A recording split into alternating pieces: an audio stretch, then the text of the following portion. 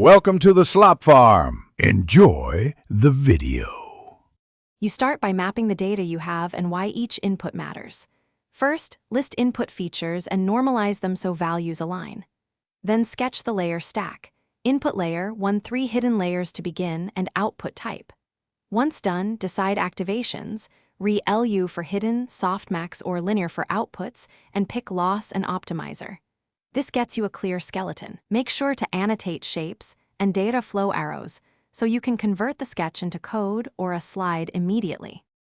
Now you flesh out the internals so the diagram communicates computation. Draw neurons as nodes and group them into columns for each layer, then connect nodes with directed edges to show weighted paths. Label edges or matrices with dimension annotations like 128 × 64 and show activation names near layers. Once done, indicate regularization, dropout 0, 5, or batch norm, so the diagram explains training behavior. Make sure finish by cleaning visuals and validating the design.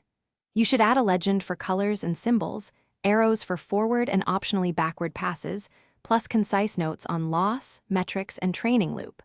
Once done, verify all tensor shapes match layer definitions and that the output dimensionality fits your target.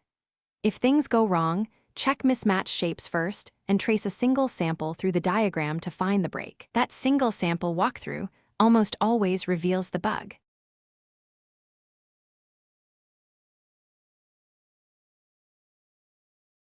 Thanks for watching. Consider subscribing if we helped you today.